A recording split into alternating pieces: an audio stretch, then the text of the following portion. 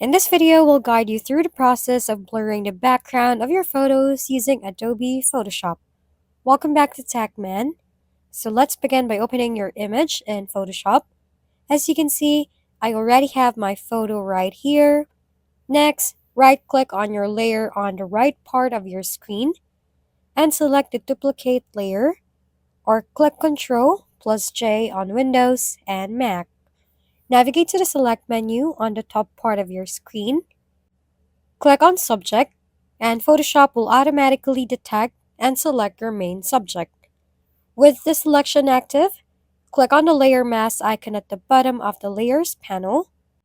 This will create a mask that will isolate the subject, making the background transparent.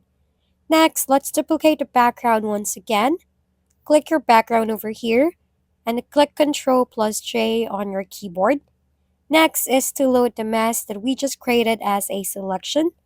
To do this, hold down the Command key on a Mac or the Control key on Windows PC, and then click on the layer mask. The marching ants will then appear around the subject. We will use this to remove the mount from our duplicate image layer, but first we must expand the selection. To do this, select Modify from the Select menu, then Expand. This will open a dialog box where you can enter the number of the pixels to expand the selection. Because this image is very huge, I'll choose 10 pixels. After that, with the duplicate layer chosen, from here, select the Content Aware Fill option and the Edit menu. Then simply click the OK button below to get rid of that dude. Next step is to apply the Gaussian blur to the layer, which you'll find in the Filters menu. After adjusting the level of the blur, you can close this dialog, and there you have it.